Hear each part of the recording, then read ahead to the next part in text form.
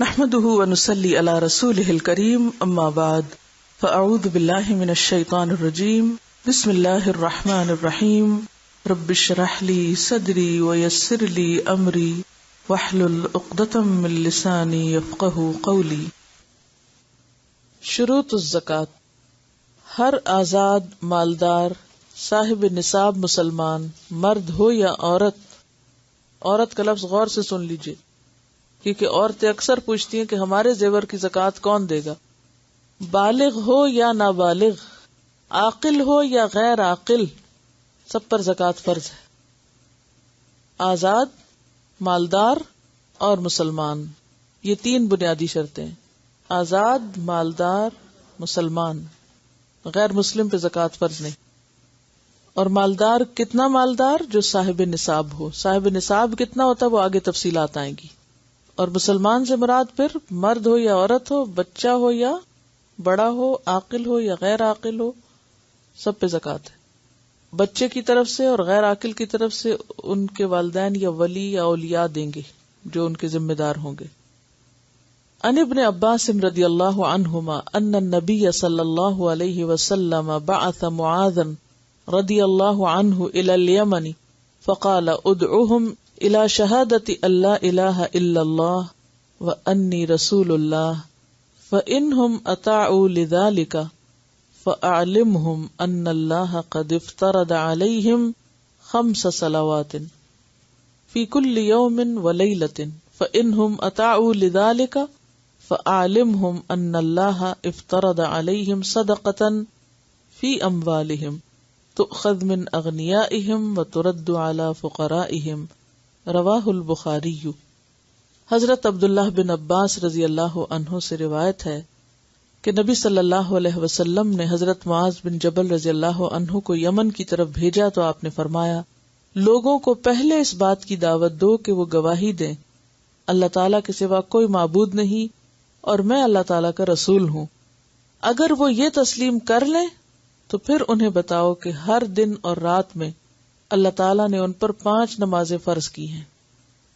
اگر یہ بھی مان لیں تو پھر انہیں بتاؤ کہ اللہ تعالیٰ نے ان پر ان کے مالوں میں صدقہ یعنی زکوٰۃ فرض کیا ہے، جو کہ ان کے اغنیاء سے لیا جائے گا اور انہی کے فقراء کو دیا جائے گا۔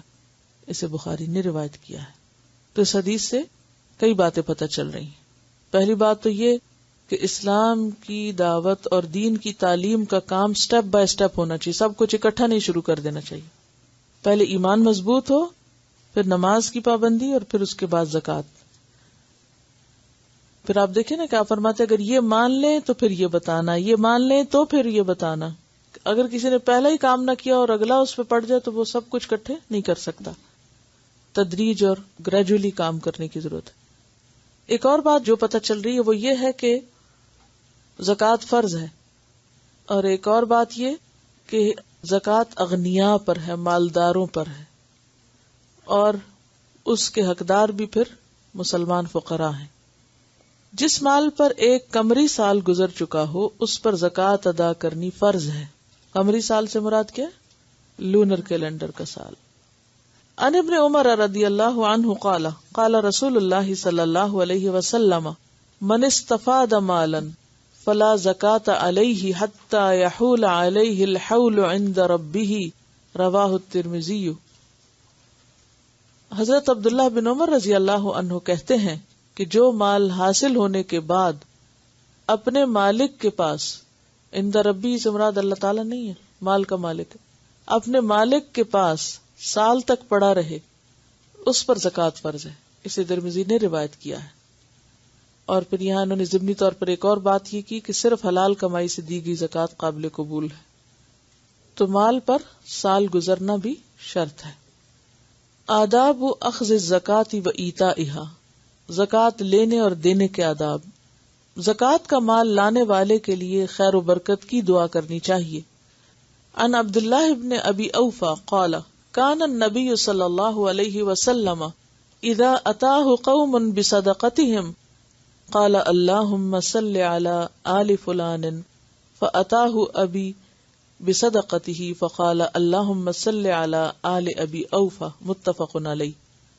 حضرت عبداللہ بن ابی اوفا سے روایت ہے رضی اللہ عنہ کہ نبی اکرم صلی اللہ علیہ وسلم کے پاس جب لوگ اپنے صدقات لے کر آتے تو آپ فرماتے اے اللہ فلاں لوگوں پر اپنی رحمت نازل فرما. جب میرا باپ اپنا صدقہ لے کر آیا تو فرمایا اے اللہ آل ابی اوفا پر رحمت نازل فرما. اسے بخاری اور مسلم نے روایت کیا ہے. صرف اس شخص کو کیوں نہیں دعا دی, اس کی آل کو بھی ساتھ کیوں شامل کیا؟ ہوتا یہ ہے کہ مال سے انسان صرف خود نہیں اس کی اولاد اور آل بھی فائدہ اٹھاتی. تو جب وہ مال کسی اور کے پاس چلا جاتا ہے تو گویا صرف اس شخص کے اپنے نہیں بلکہ آل اولاد کے حق سے بھی گئی بات چیز گئی. تو اس لیے پھر دعا بھی جب ملے تو سب کو ملے. زکوٰۃ دینے والا اپنی مرضی سے زیادہ زکوٰۃ ادا کرے تو اس کے لیے بہت زیادہ ثواب ہے. عن ابی بن کعب قال بعثني النبي صلی اللہ علیہ وسلم مصدقا فمررت برجل فلما جمع لي ماله لم اجد عليه فيه الا ابنة مخاض فقلت له ادي ابنة مخاض فانها صدقتك فقال ذاك ما لا لبن فيه ولا زهر ولكن هذه ناقة فتية عزيمة سمينة فخذها فقلت له ما انا بآخذ ما لم اؤمر به وهذا رسول الله صلى الله عليه وسلم منك قريب فإن أحببت أن تأتيه فتعرض عليه ما أرست علي فافعل فإن قبله منك قبلته وإن رده عليك رددته. قال فإني فاعل فخرج معي وخرج بالناقة التي عرض علي حتى قدمنا على رسول الله صلى الله عليه وسلم فقال له يا نبي الله أتاني رسولك ليأخذ مني صدقة مالي ويم الله ما قام في مالي رسول الله صلى الله عليه وسلم ولا رسوله قط قبله فجمعت له مالي فزعم أن ما علي فيه ابنة مخاض وذلك ما لا لبن فيه ولا زهر وقد أرست عليه ناقة فتية عزيمة ليأخذها فأبى علي وها يده قد جئتك بها يا رسول الله خذها. فقال له رسول الله صلى الله عليه وسلم ذاك الذي عليك فإن تطوعت بخير آجرك الله فيه وقبلناه منك. قال فها هي ذه يا رسول الله قد جئتك بها فخذها. قال فأمر رسول الله صلى الله عليه وسلم بقبضها ودعا له في ماله بالبركة. رواه ابو داود. حضرت ابی بن کعب رضی اللہ عنہ کہتے ہیں کہ مجھے نبی اکرم صلی اللہ علیہ وسلم نے صدقہ وصول کرنے کے لیے بھیجا, یعنی کلیکٹ کرنے کے لیے. میں ایک آدمی کے پاس پہنچا, اس نے میرے سامنے اپنا مال پیش کر دیا. وہ مال بس اتنا ہی تھا کہ اس شخص کو 1 سال کی اونٹنی ادا کرنا تھی. یعنی اونٹوں میں جب زکوٰۃ لگتی ہے تو اس کے مطابق اس کی زکوٰۃ صرف 1 سالہ اونٹنی بنتی تھی. میں نے اس سے کہا کہ 1 سال کی بچی دے دو. اس نے کہا وہ نہ دودھ دینے والی ہے اور نہ سواری کے قابل, لہذا یہ میری اونٹنی ہے, جوان اور موٹی تازی, یہ لے لو. میں نے کہا میں تو نبی اکرم صلی اللہ علیہ وسلم کے حکم کے بغیر اسے نہیں لے سکتا. ہاں البتہ نبی اکرم صلی اللہ علیہ وسلم تمہارے قریب ہی مدینہ میں تشریف فرمائے, اگر تم پسند کرو تو ان کی خدمت میں اپنی اونٹنی پیش کر دو جو میرے سامنے پیش کیے. اگر آپ نے تجھ سے قبول فرما لی تو میں بھی اسے قبول کر لوں گا, لیکن اگر آپ نے قبول نہ فرمائی تو میں بھی قبول نہیں کروں گا. لہٰذا وہ تیار ہو گیا, میرے ساتھ روانہ ہوا, اونٹنی بھی ساتھ لے لی. ہم جب نبی اکرم صلی اللہ علیہ وسلم کی خدمت میں حاضر ہوئے تو اس نے کہا, اے اللہ کے نبی صلی اللہ علیہ وسلم, آپ کا تحصیلدار میرے پاس صدقہ وصول کرنے آیا, اور اللہ کی قسم یہ پہلا موقع ہے کہ آپ کا قاصد میرے پاس صدقے کے لیے آیا. میں نے اپنا مال ان کے سامنے پیش کیا تو انہوں نے کہا کہ 1 سال کی بچی دے دو, حالانکہ نہ وہ دودھ دے سکتی ہے اور نہ ہی وہ سواری کے قابل ہے. میں نے کہا یہ اونٹنی جوان موٹی تازی ہے, یہ لے لو, لیکن انہوں نے انکار کر دیا. اب میں اسے یعنی اونٹنی کو لے کر آپ کی خدمت میں حاضر ہوں کہ اسے لے لیجئے. آپ نے فرمایا تم پر واجب تو اتنا ہی تھا, لیکن اگر خوشی سے نیکی کرو گے تو اللہ تمہیں اس کا اجر دے گا اور ہم اس کو قبول کر لیں گے. اس نے کہا یہ اونٹنی موجود ہے, اسے لے لیجئے. چنانچہ آپ نے اسے لینے کا حکم فرمایا اور اس کے مال میں برکت کی دعا کی. اسے ابو داؤد نے روایت کیا. یعنی بعض اوقات ایسا ہوتا ہے نا کہ جیسے آپ کو زیور کی زکوٰۃ نکالنی اور اس میں سے آپ زیور ہی نکال رہے ہیں. اب زیور بعض اوقات اتنا نہیں ہوتا کہ جو بالکل ایگزیکٹلی وہی اس کا تول یا اس کا فگر ہو جو آپ کے اوپر لازم آتا ہے، یا کم ہو سکتا ہے یا زیادہ ہو سکتا ہے. اب کم تو آپ نہیں دے سکتے، لیکن اگر اصل مقرر حد سے زائد آپ دے رہے ہیں تو وہ آپ کی طرف سے مزید صدقہ ہوگا جس پر بہترین اجر ہے. یعنی ایسا کیا جا سکتا ہے. اصل مسئلہ جو اس سے نکل رہا ہے وہ یہ ہے کہ حق سے زیادہ بھی زکوٰۃ کے نام پر دیا جا سکتا ہے. تحصیلدار کو لوگوں کے گھر جا کر زکوٰۃ وصول کرنی چاہیے. عن عمرو بن شعیب عن ابیہ عن جدہ عن النبی صلی اللہ علیہ وسلم قال لا جلب ولا جنب ولا تؤخذ صدقاتهم الا في دورهم رواہ ابو داؤد صحیح. حضرت عمرو بن شعیب رضی اللہ عنہ اپنے باپ سے اور باپ اپنے باپ سے کہ نبی اکرم صلی اللہ علیہ وسلم نے فرمایا کہ زکوٰۃ لینے کے لیے تحصیلدار مویشی اپنے ٹھکانے پہ نہ منگوائے اور نہ ہی مالک اپنے مویشی کہیں دور لے کے جائے، بلکہ مویشیوں کی زکوٰۃ ان کے ٹھکانوں پر وصول کی جائے گی. اسے ابو داؤد نے روایت کیا. کہ اس میں آپ دیکھیں کہ اگر ہر شخص خود چھوڑنے آئے گا تو کیا ہوگا، زیادہ مشکل ہوگی نا. اور اگر ایک شخص ہر گھر سے لے لے تو آسانی ہو جائے گی. بالکل ایسے جیسے آپ کا گاربیج اٹھتا ہے، اگر ہر شخص اپنا گاربیج چھوڑنے کسی ایک جگہ جائے گاڑی لے کے ہر ہفتے تو کتنی مشکل ہوگی. لیکن ایک گاڑی آتی سب کو اٹھا کے لے جاتی، تو اس میں کیا ہے، سہولت ہے. تو یہ حکم جو ہے ایک سہولت کے لیے دیا گیا ہے. اور اگرچہ فریضہ کس کا ہے، دینے والے کا، لیکن کس پہ ڈالا گیا، لینے والے پہ. زکوٰۃ میں اوسط درجے کا مال لینا چاہیے، نہ بہت اچھا نہ بہت خراب. ان انس رضی اللہ عنہ ان ابا بکر رضی اللہ عنہ کتب له التي امر اللہ رسولہ صلی اللہ علیہ وسلم ولا يخرج في الصدقة ولا ذات عوار ولا تیس ما شاء المصدق رواہ البخاری. حضرت انس بیان کرتے ہیں کہ حضرت ابو بکر صدیق رضی اللہ عنہ نے انہیں وہ حکم لکھ کر دیا جس کا حکم اللہ تعالیٰ نے اپنے پیغمبر کو دیا تھا کہ زکوٰۃ میں بوڑھا اور عیب دار اور نر نہ لیا جائے، ہاں اگر زکوٰۃ لینے والا خود چاہے. اسے بخاری نے روایت کیا ہے. ان ابن عباس رضی اللہ عنہما ان رسول اللہ صلی اللہ علیہ وسلم لما بعث معاذ رضی اللہ عنہ الى الیمن قال فی آخر الحدیث وتوقع کرائم اموال الناس رواہ البخاری. حضرت ابن عباس رضی اللہ عنہما کہتے ہیں کہ جب رسول اکرم صلی اللہ علیہ وسلم نے حضرت معاذ کو یمن پر حاکم بنا کے بھیجا تو فرمایا زکوٰۃ میں لوگوں کے عمدہ مال لینے سے اجتناب کرنا. اسے بخاری نے روایت کیا ہے. کیوں؟ پچھلی حدیث میں یہ نا کہ دینے والے کو ایسی چیز نہیں دینی چاہیے، اور دوسری طرف لینے والے کو کیا ادب سکھایا کہ تم لوگوں کے بہترین مال کی طرف نظر نہ رکھو. کیوں؟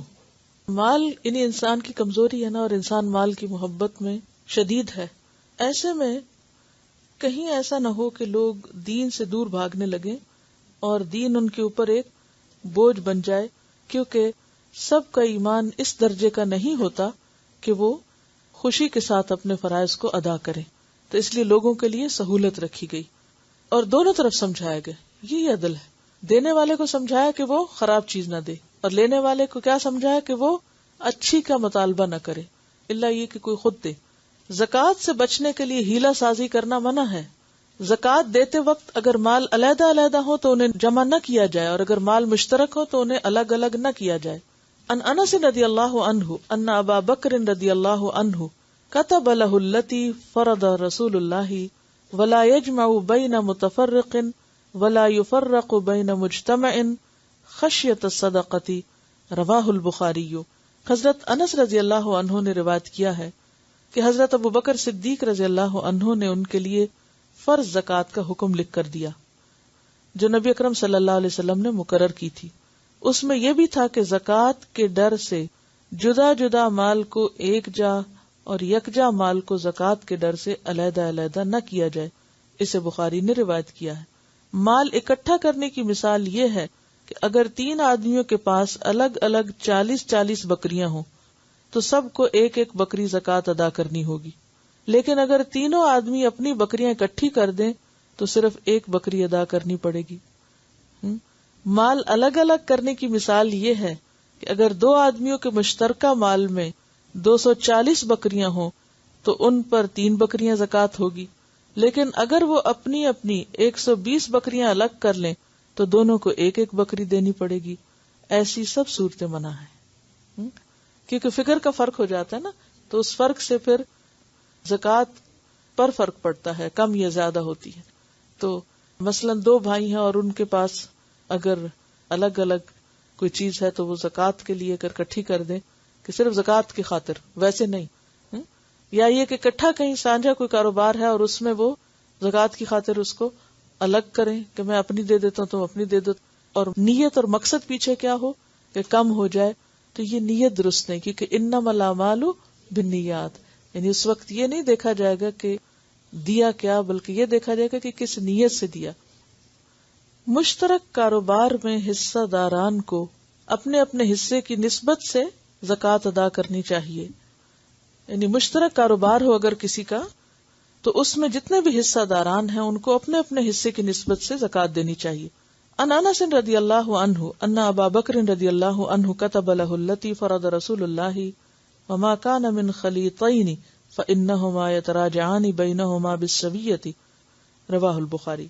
حضرت انس سے روایت ہے کہ حضرت ابو بکر رضی اللہ عنہ نے ان کے لیے زکوٰۃ کا حکم لکھ کر دیا جو رسول اللہ صلی اللہ علیہ وسلم نے مقرر کی تھی. اس میں یہ تھا کہ جو مال 2 شریکوں کا ہو وہ ایک دوسرے سے برابر حساب کر لیں. اسے بخاری نے روایت کیا.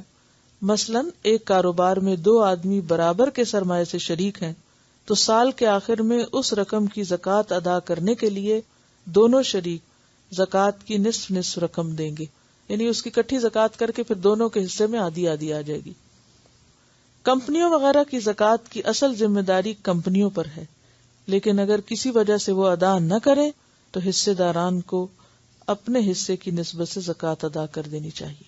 یعنی جب کسی سرمایہ سے اکٹھا کوئی کاروبار کیا جا رہا ہو تو پھر اسی میں سے زکوٰۃ ہونی چاہیے، لیکن اگر وہ نہ دینے والے ہوں تو پھر خود دیں.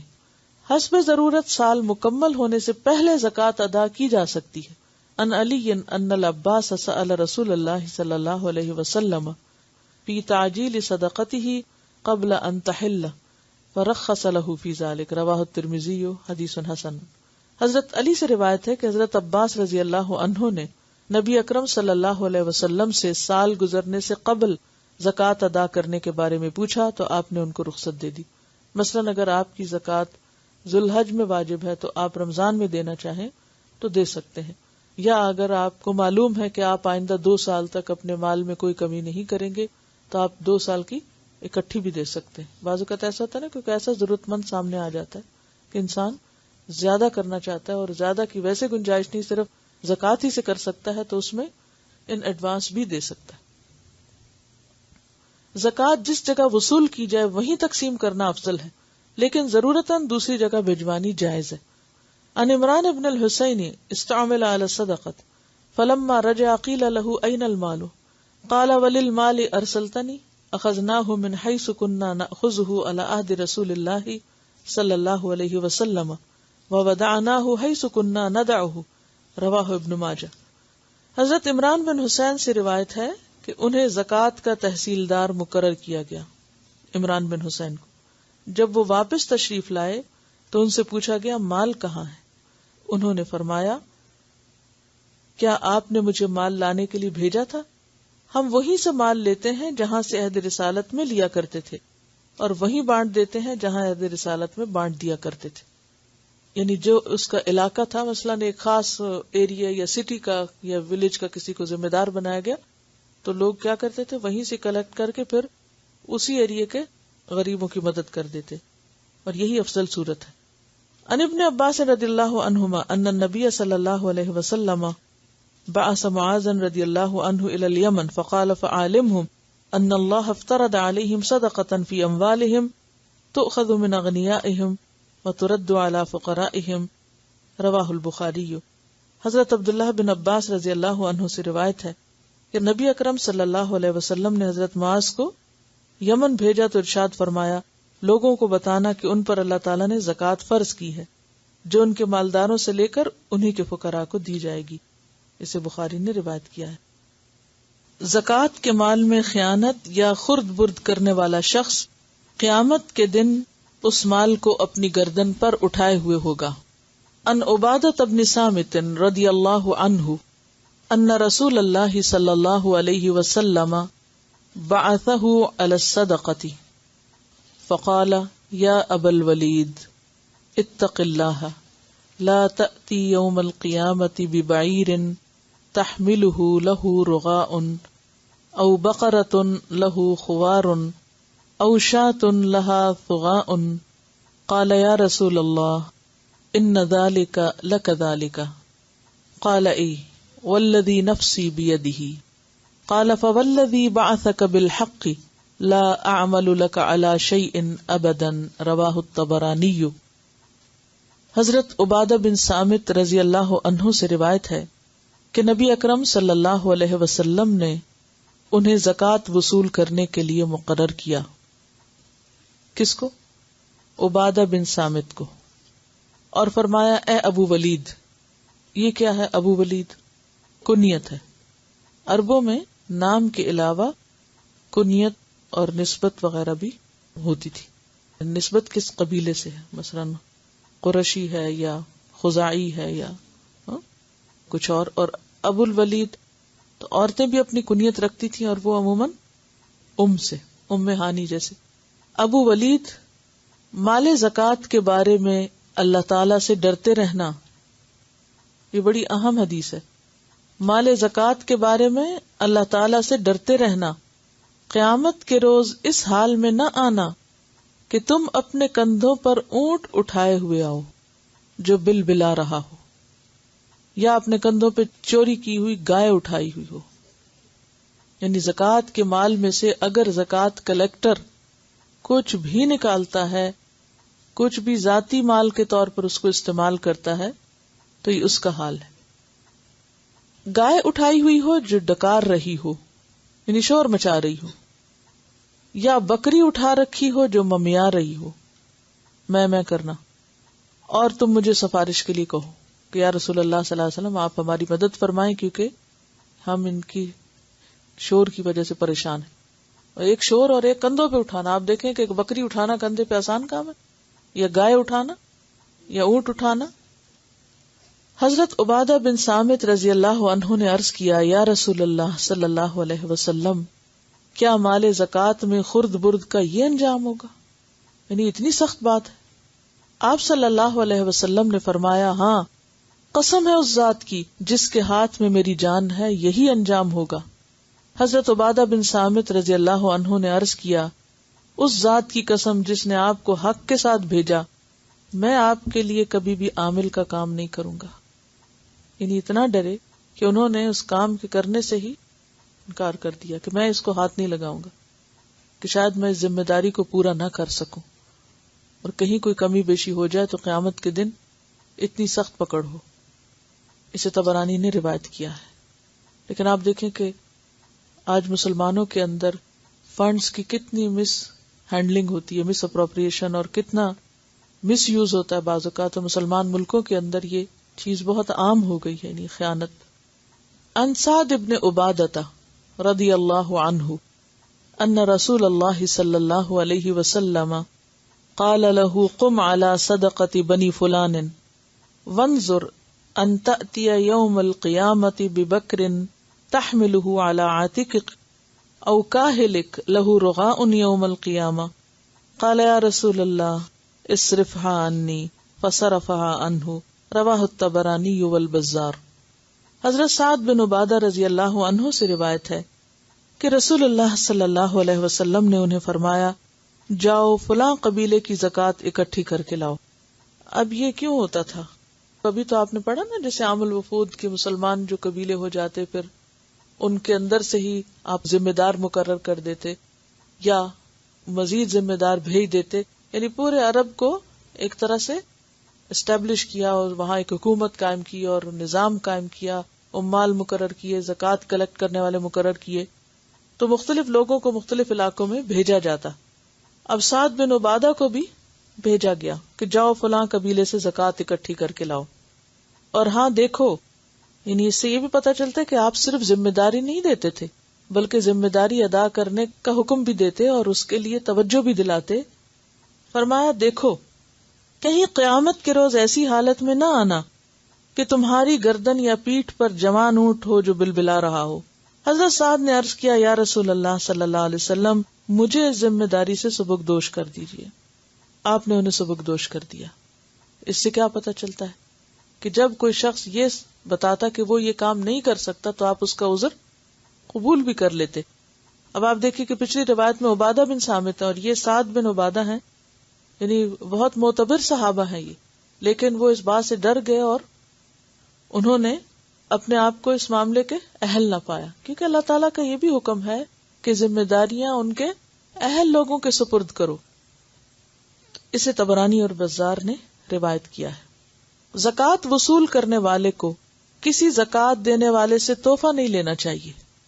ان ابی حمید الساعدی قال استعمل رسول اللہ صلی اللہ علیہ وسلم رجلا من الاسد یقال له ابن اللتبی قال عمرو وابن ابی عمر على الصدقة فلما قدم قال هذا لكم وهذا لي اهدي لي قال فقام رسول الله صلی اللہ علیہ وسلم علی المنبر فحمد اللہ واثنى علیہ وقال ما بال عامل ابعثه فيقول هذا لكم وهذا اهدي لي افلا قعد في بيت ابيه او في بيت امه حتى ينظر ايهدى اليه ام لا والذي نفس محمد بيده لا ينال احد منكم منها شيئا الا جاء به يوم القيامة يحمله على عنقه بعير له رغاء او بقرة لها خوار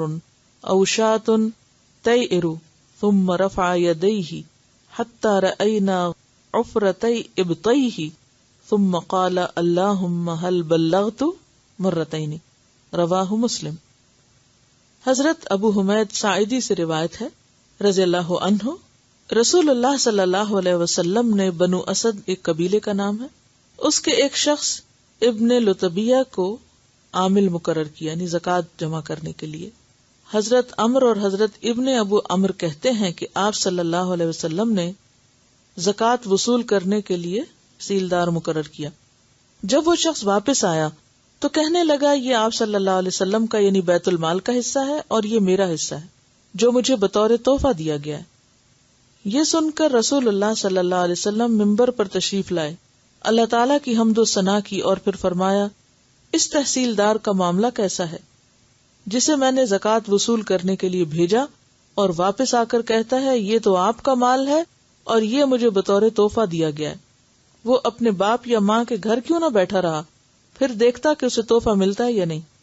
قسم ہے اس ذات کی جس کے ہاتھ میں محمد صلی اللہ علیہ وسلم کی جان ہے کہ تم میں سے جو شخص اس طرح سے کوئی مال یعنی تحفے کے نام پر لے گا تو وہ قیامت کے دن اپنی گردن پر اٹھا کے لائے گا. اونٹ ہوگا تو بلبلاتا ہوا ہوگا، گائے ہوگی تو چلاتی ہوئی ہوگی، بکری ہوگی تو ممیاتی ہوگی. پھر آپ صلی اللہ علیہ وسلم نے اپنے دونوں ہاتھ اوپر اٹھائے حتیٰ کہ ہمیں آپ کی بغلوں کی سفیدی نظر آ گئی. آپ صلی اللہ علیہ وسلم نے 2 مرتبہ فرمایا یا اللہ میں نے تیرا حکم پہنچا دیا. اسے مسلم نے روایت کیا ہے. تو اس سے کیا پتہ چلتا ہے کہ جو شخص کسی سرکاری ڈیوٹی پر ہو یا کسی بھی ادارے کی طرف سے کسی خاص ذمہ داری پر مقرر ہو تو اس ذمہ داری کو پوری امانت سے نبھانا چاہیے. اس موقع سے فائدہ اٹھا کے ذاتی مفادات حاصل نہیں کرنے چاہیے. عام طور پر آپ دیکھیے کہ لوگوں کو بڑے عہدوں سے دلچسپی کیوں ہوتی کہ وہ اپنی منمانی کر سکیں گے، ناجائز سفارشیں کر آ سکیں گے یا پھر رشوت. تو یہ تحفہ نہیں تھا بلکہ کیا تھی؟ رشوت تھی. عامل کو ایسے تحفے یا رشوت سے منع کیوں کیا گیا؟ اس کے پیچھے کیا حکمت تھی؟ یعنی یہ نہیں کہ آپس میں ایک دوسرے کو تحفے کا لین دین نہیں کر سکتے. دوست احباب، رشتہ دار، میل ملاقات، عزیز ہمسائے پڑوسی ایک دوسرے کے ساتھ معاملہ رکھتے ہیں زندگی میں، بلکہ حکم دیا گیا تہادو تحابو، ایک دوسرے کو ہدیہ دیا کرو، اس سے محبت بڑھتی. لیکن اس ہدیے سے اور اس تحفے سے منع کیا گیا اور اس کو حرام قرار دیا گیا. کیا حکمت ہے اس میں؟ کیونکہ یہ شخص ایک ذمہ دار ہے اور یہ ایک ذمہ داری پوری کر رہا ہے، اسے جا کے زکوٰۃ وصول کرنی. اب یہ کسی سے زکوٰۃ لے رہا ہے اور وہ شخص یہ کہتا ہے اچھا تم یہ لے لو اور میری زکوٰۃ میں سے اتنا کم کر دو، کیونکہ پیچھے والوں کو کیا پتا چلے گا کہ میری بنتی کتنی تھی. اب بھی بہت سے لوگ ٹیکس بچانے کے لیے کیا کرتے ہیں، رشوت دے دیتے ہیں. اس میں بیسیکلی جو پہلے بات ہوئی ہے وہی ہے کہ وہ ایک سرکاری ڈیوٹی پر تھے، تو سرکاری ڈیوٹی کرتے ہوئے صرف تنخواہ لینا ہی جائز ہے، اوپر کا مال حرام ہے، یہ مراد ہے. یعنی ڈیوٹی پر جو آپ کو تنخواہ مل رہی ہے وہی آپ کا حق ہے. اسی لیے آپ نے فرمایا نا پھر تم اپنے ماں باپ کے گھر بیٹھتے پھر دیکھتے کہ تمہیں گھر میں تحفے آتے ہیں یا نہیں. گھر میں تحفے کس کی طرف سے آتے ہیں؟ جہاں کوئی ذاتی تعلق ہوتا ہے یا جہاں کوئی رشتہ داری ہوتی ہے یا ویسے لین دین ہوتا ہے یا دوستی ہوتی ہے یا جان پہچان ہوتی ہے، ورنہ تو کوئی کسی کے گھر تحفہ نہیں بھیجتا.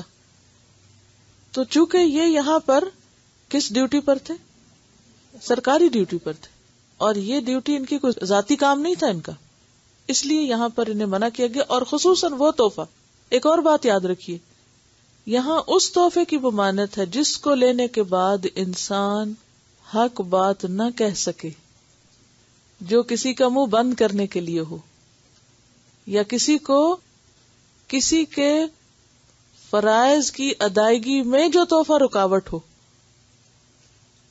کیونکہ بعض اوقات ایسا ہوتا ہے نا کہ جب آپ کسی سے کچھ لے بیٹھتے ہیں تو پھر کیا ہوتا ہے، اس کے بعد آپ اس کے مرہون منت ہو جاتے ہیں.